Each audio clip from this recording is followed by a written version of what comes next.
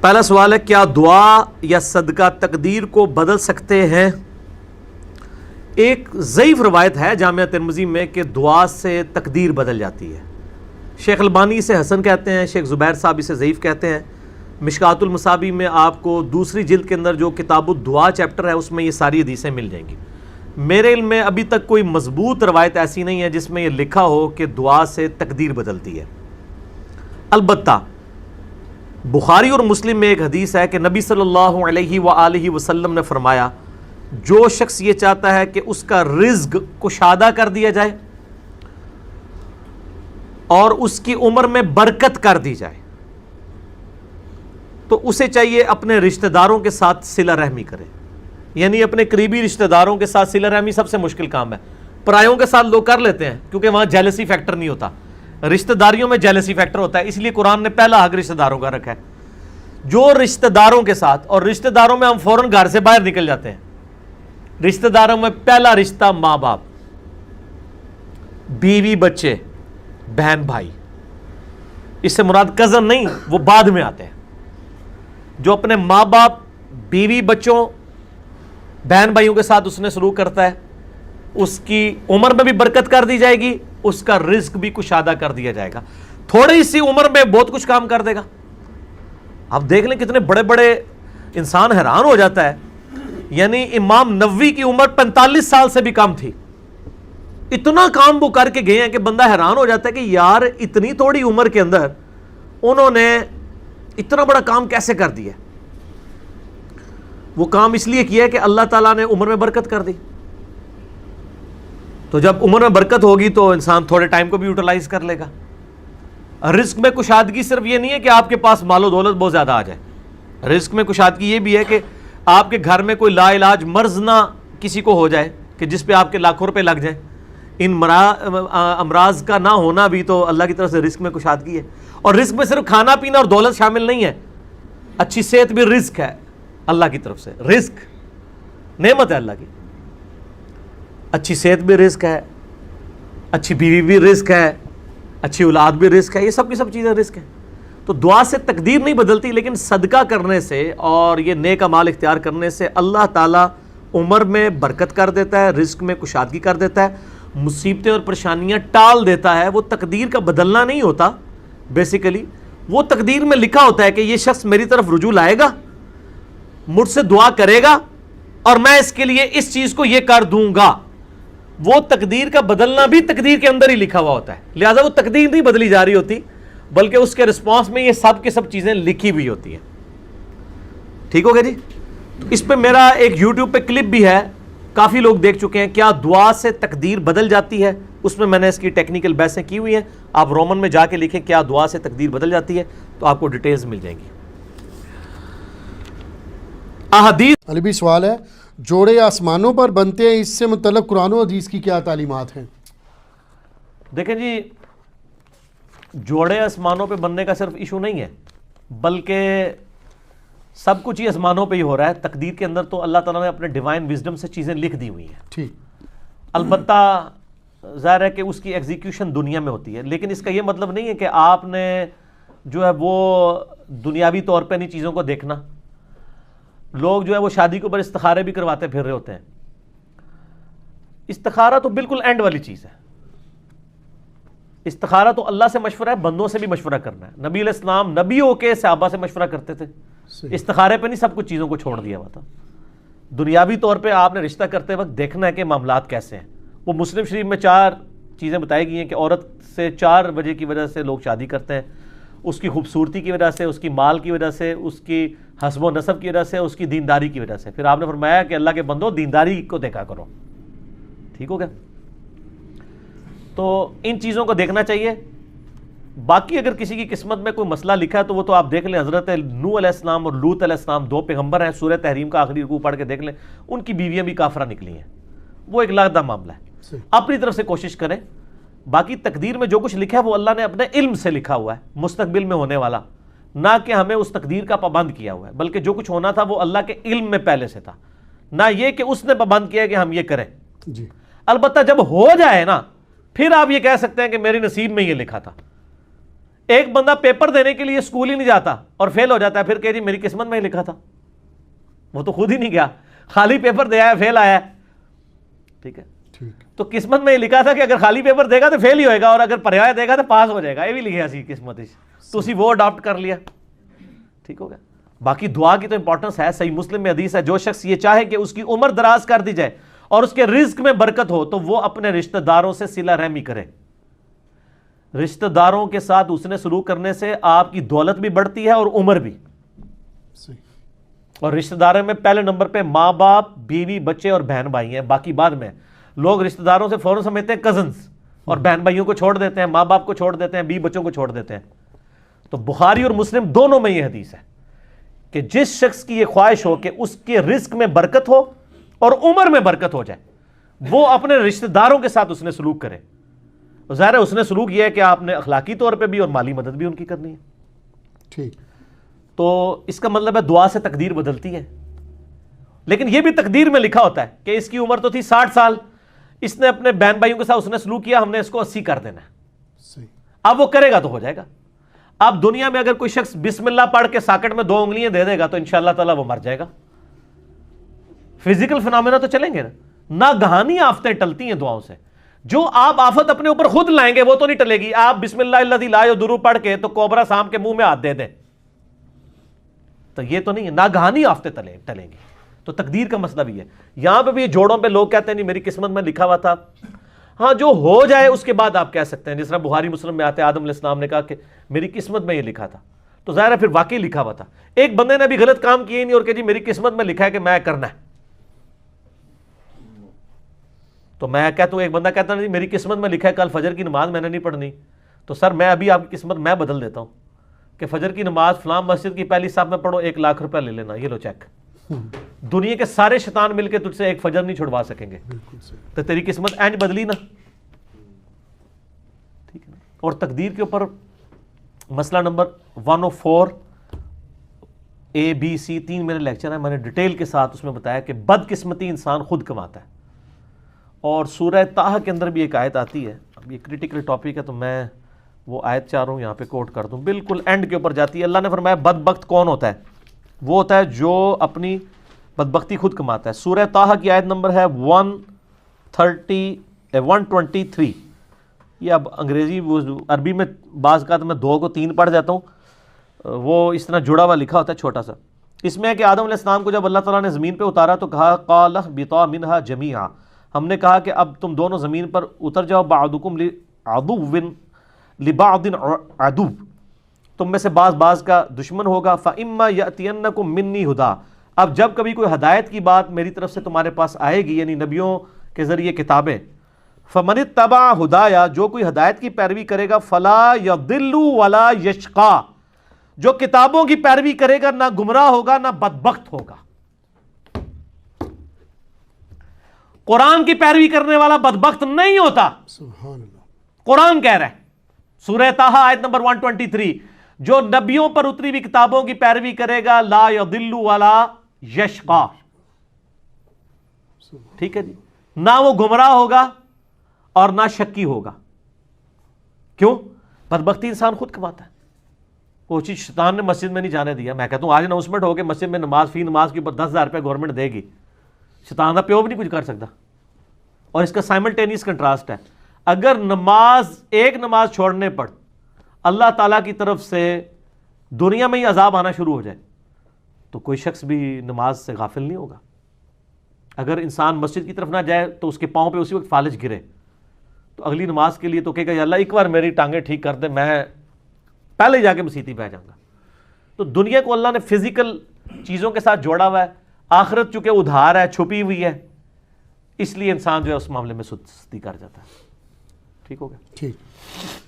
سورہ البقرہ کی آیت نمبر 200 اور 201 اور 202 3 200 سے لے کے 202 زبردست. فَمِنَ النَّاسِ مَن يَقُولُ رَبَّنَا آتِنَا فِي الدُّنْيَا، اور لوگوں میں ایسے بھی ہیں جو صرف یہی دعا کرتے ہیں اللہ ہمیں دنیا ہی میں عطا کر دے، دنیا ہی میں عطا کر دے. وَمَا لَهُ فِي الْآخِرَةِ مِنْ خَلَاقٍ، تو ایسے لوگوں کے لیے آخرت میں کوئی حصہ نہیں ہے. وَمِنْهُمْ مَنْ يَقُولُ رَبَّنَا آتِنَا فِي الدُّنْيَا حَسَنَةً وَفِي الْآخِرَةِ حَسَنَةً وَقِنَا عَذَابَ النَّارِ. اور لوگوں میں ایسے لوگ بھی ہیں جو یوں دعا کرتے ہیں، اے اللہ ہمیں اس دنیا میں بھی بھلائی عطا فرما اور آخرت میں بھی بھلائی عطا فرما. اولئک لہم نصیب مما کسبوا، ایسے لوگوں کو حصہ ملے گا ان کے ان اعمال کا جو انہوں نے کمائے ہوں گے. یعنی اعمال پھر بھی کرنے پڑیں گے، خالی دعا سے کام نہیں چلے گا. یہ دیکھ لیں، ساتھ ساتھ کلیئر کیا، خالی دعا میں نہیں کام چلنا. اولئک لہم نصیب مما کسبوا، جو انہوں نے کمایا ہے، جو اعمال کیے ہیں ان کا حصہ اللہ تعالیٰ ان کو دے گا. واللہ سریع الحساب، اور اللہ تعالیٰ جلد حساب لینے والا ہے. تو یہ ہمیں سکھا دیا گیا کہ مؤمن نے دعا کن الفاظ میں مانگنی ہے. کیا مانگنی ہے؟ ربنا آتنا فی الدنیا حسنہ وفی الآخرۃ حسنۃ وقنا عذاب النار. اس کانٹیکسٹ میں آپ کو 4 حدیثیں، اور چاروں ہی بخاری اور مسلم سے زبردست احادیث ہیں، ایمان تازہ کرنے والی. اور اس میں آپ کو یہ بھی کلیئر ہو جائے گا کہ یہ جو آیات ہیں اور یہ جو احادیث بخاری اور مسلم کی، یہ بھی جبریہ کا رد کرتی ہیں، جو کہتے ہیں کہ جو کچھ تقدیر میں لکھا وہی ہونا ہے، ہم کچھ نہیں کر سکتے. ان کے رد میں ہے. بھائیوں مجھے بتاؤ، اگر یہی معاملہ ہو تو دعا کا تو کنسیپٹ ہی ختم ہو جائے گا. ہم جو اتنی لمبی لمبی دعائیں مانگتے ہیں، فرض نماز کے بعد 18 اذکار کرتے ہیں، صبح شام کے 26-27 اذکار کرتے ہیں، تو یہ ہم اللہ سے کیا مانگ رہے ہیں؟ اگر اس کا کوئی فائدہ نہیں ہونا، دعا کی قبولیت نہیں ہونی، اور جو تقدیر میں لکھا ہے وہی ہونا ہے، تو پھر دعا کا تو کنسیپٹ سرے سے ہی ختم ہو جائے گا. یعنی اسلام میں الدعاء هو العبادہ جو کہا گیا، جامع ترمذی میں صحیح حدیث ہے، دعا ہی تو عبادت ہے. اور قرآن پاک میں بار بار یہ بات ریپیٹ ہوئی، دعا مانگو، ادعونی استجب لکم، میں میرے بندے مجھ سے مانگ، میں دعا قبول کرنے والا ہوں. یہ سارا کنسیپٹ ختم ہو جائے گا اگر ہم جبریہ کو صحیح مان لیں، جو کہتے ہیں کہ جی جو اللہ نے مقدر کر دیا وہی ہونا ہے، انسان کوشش کوئی نہیں کر سکتا. نہیں، دعا کا کنسیپٹ اسلام میں ہے اور بڑا سٹرونگ کنسیپٹ ہے. آج اس میں گفتگو کا ٹائم نہیں. مسئلہ نمبر 82 ہے میرا، دعا کی اہمیت کے اوپر، سنت اذکار کے اوپر. اسماء اعظم کیا ہے، دعا کی قبولیت کے لیے کون سے اسماء آپ صلی اللہ علیہ وسلم نے تعلیم فرمائے ہیں. جسے شوق ہو تو وہ مسئلہ نمبر 82 دیکھ سکتا ہے. یہاں پر میں 4 احادیث اس کانٹیکسٹ میں بیان کر دیتا ہوں. پہلی حدیث صحیح بخاری اور صحیح مسلم کی متفقن علیہ حدیث ہے. بخاری میں 6399، مسلم میں 6840.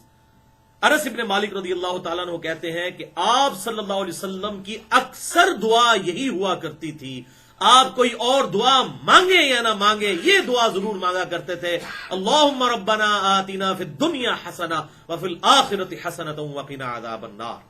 تشہد میں بھی اینڈ پہ اور فرض نماز کے بعد بھی ہم نے اذکار والے کارڈ میں یہ ڈالی ہوئی ہے دعا. تو آپ صلی اللہ علیہ وسلم اللہم بھی ساتھ لگا لیتے تھے.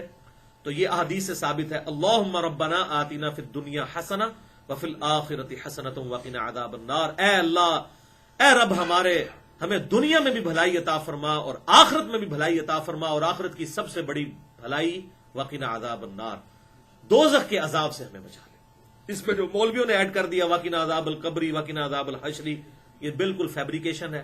قرآن میں بھی دعا یہی ہے، حدیث میں بھی یہی ہے، اور ان کو پتہ نہیں ہے. بخاری اور مسلم کی متفقن علیہ حدیث ہے جس کا مفہوم ہے کہ جو مر گیا اس کی آخرت قائم ہو گئی.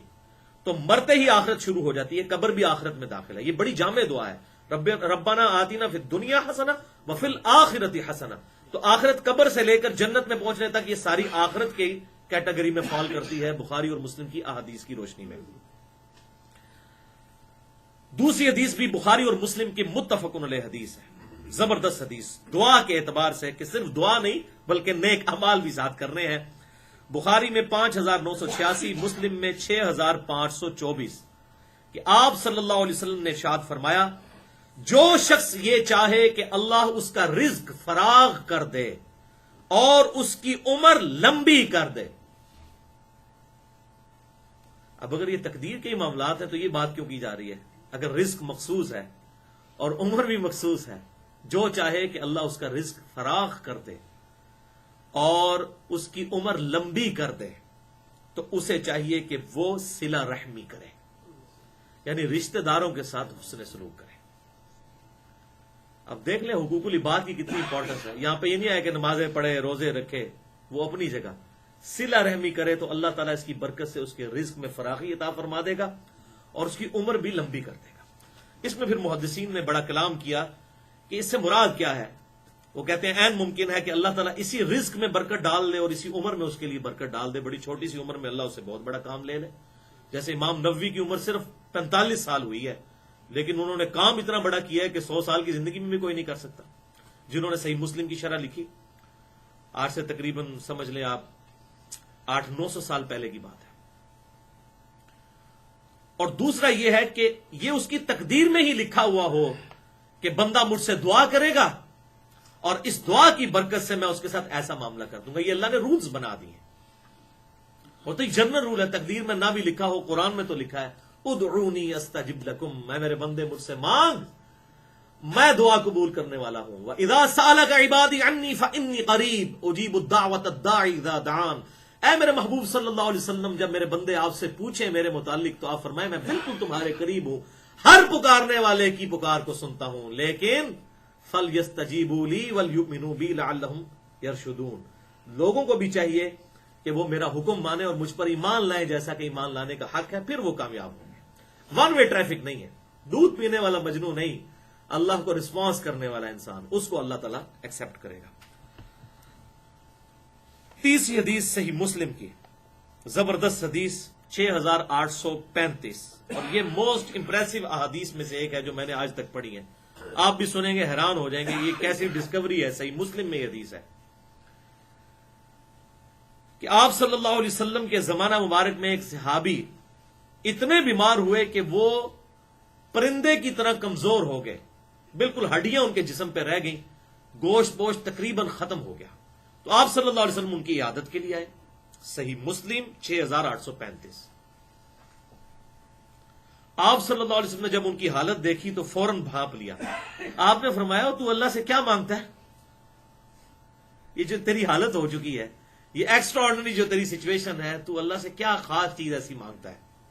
اس نے کہا یا رسول اللہ صلی اللہ علیہ وسلم, میں اللہ سے یہ مانگتا ہوں کہ اے اللہ جو تو نے مجھے آخرت میں عذاب دینا ہے مجھے دنیا ہی میں دے لے. انا للہ و انا الیہ راجعون. حضور صلی اللہ علیہ وسلم, میں سبحان اللہ, اللہ پاک ہے, اور یہ تو کیسی دعا کر رہا ہے, کیا تو طاقت رکھتا ہے اس کے عذاب کو برداشت کرنے کی, تیرے میں ہمت ہے؟ اور تجھے تو چاہیے تھا کہ تو دعا کرتا ربنا آتنا فی الدنیا حسنہ وفی الآخرۃ حسنۃ وقنا عذاب النار. اے اللہ مجھے اس دنیا میں بھلائی عطا فرما اور آخرت میں بھی. اللہ کے خزانوں میں وہ کمی ہے. تو پھر اس نے یہ دعا مانگی تو اللہ تعالیٰ نے اسے بالکل صحت یاب کر دیا, اس کی صحت لوٹ آئی. تو یہ بھی دعا کی ایک برکت ہے کہ انسان اپنے اوپر خود تقدیر کو غالب کروا لیتا ہے جب انسان حرکتیں اس طرح کی کرتا ہے. اور اس حدیث کے اندر ان فنیٹکس صوفیاء کا بھی رد ہے جو بالکل دنیا چھوڑ بیٹھتے ہیں اور وہ سمجھتے ہیں آخرت کمانے کے لیے آپ کو دنیا کو 3 طلاقیں دینی پڑیں گی. تو ان کا بھی رد آ گیا. آپ صلی اللہ علیہ وسلم نے کیا تعلیم فرمایا کہ دنیا میں بھی اللہ سے بھلائی مانگو اور آخرت میں بھی, فنیٹکس نہ بنو. زبردست حدیث.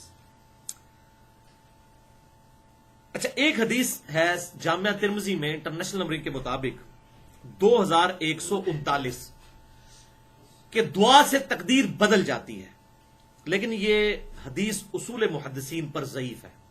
اس ٹاپک پہ کوئی صحیح حدیث موجود نہیں ہے کہ دعا سے تقدیر بدلتی ہے.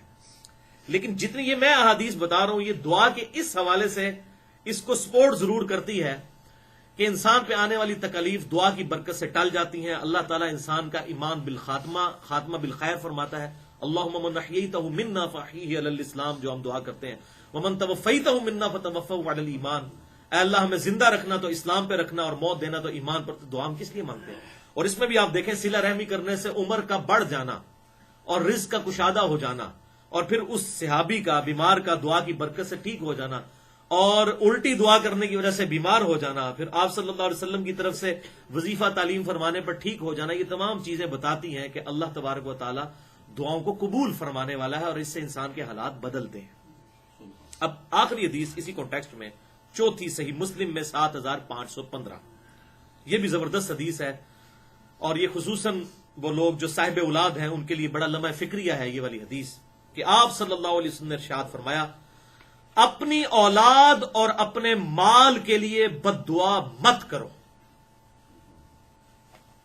مال سے مراد آپ صرف مال و دولت نہ سمجھیں, اس سے مراد ہے انسان جو ابھی بھی پنجاب کے ہمارے کلچر میں مال مویشی کا لفظ بھی استعمال ہوتا ہے ظاہر ہے اس وقت تو لوگوں کا اس کے اوپر ہی گزر بسر، آج بھی اکثریت کا اسی پہ ہی ہے، لوگوں نے اپنی بھینسیں گائے اور بکریاں رکھی ہوئی ہیں، تو بعض اوقات کوئی گائے نافرمان ہوتی ہے تو انسان اس کو بدوا دے دیتا ہے، جیسے کہ آپ صلی اللہ علیہ وسلم کے مبارک زمانے میں بھی آتا ہے، ایک صحابی نے بھی اونٹ پہ لعنت کر دی تھی تو آپ صلی اللہ علیہ وسلم نے اس پہ ناراضگی کا اظہار فرمایا. تو اپنے مال اور اپنی اولاد کو بددعا مت دو. صحیح مسلم 7515.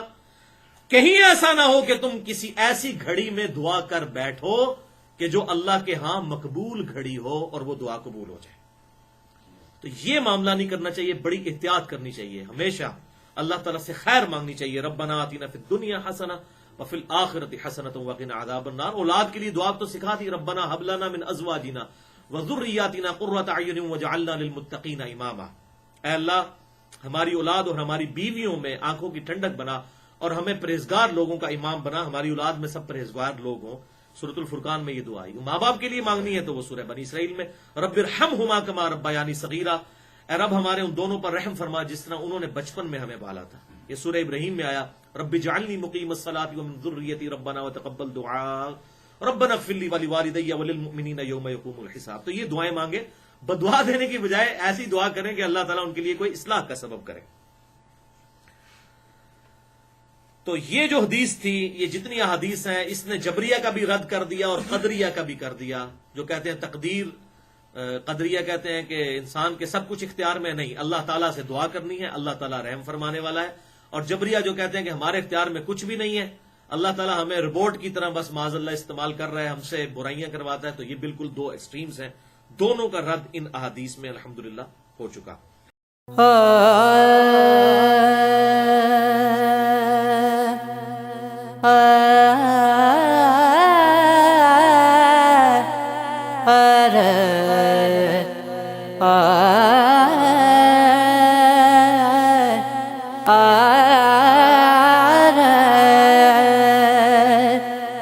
حسن والوں سے پیار کرتا ہوں،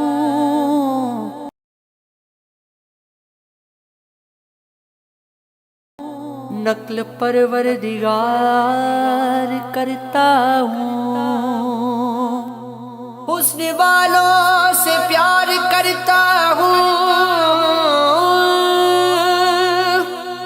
نقل پروردگار کرتا ہوں. دیکھنا، جھومنا، دعا دینا،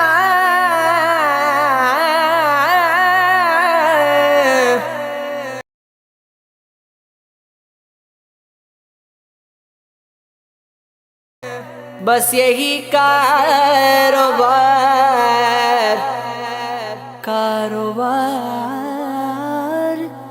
کرتا ہوں. یار کو ہم نے جا بجا دیکھا، یار کو ہم نے جا بجا دیکھا، کبھی ظاہر کبھی چھپا دیکھا، کبھی ظاہر کبھی چھپا دیکھا. یار کو ہم نے جا بجا دیکھا، یار کو ہم نے جا بجا دیکھا.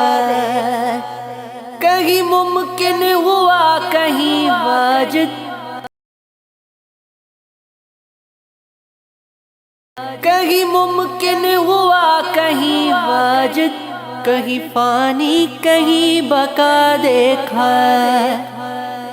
کہیں فانی کہیں بقا دیکھا. یار کو ہم نے جا بجا دیکھا، یار کو ہم نے جا بجا دیکھا. کہیں وہ بادشاہ تخت نشین، کہیں وہ بادشاہ تخت نشین،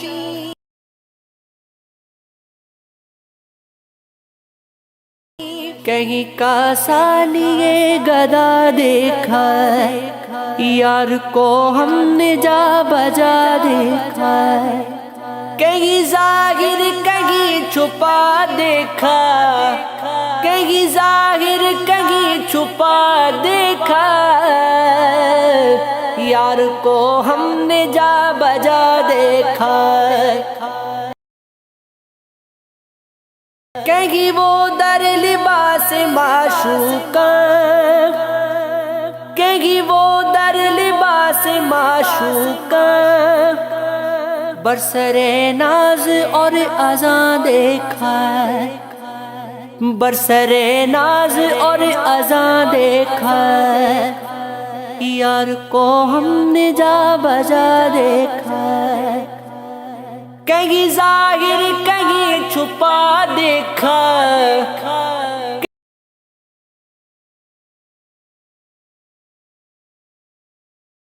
کہیں ظاہر کہیں چھپا دیکھا،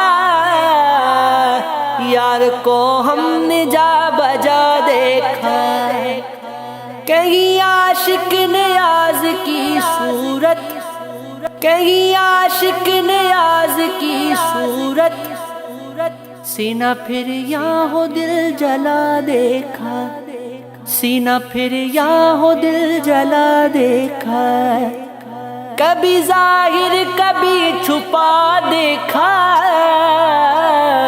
یار کو ہم نے جا بجا دیکھا۔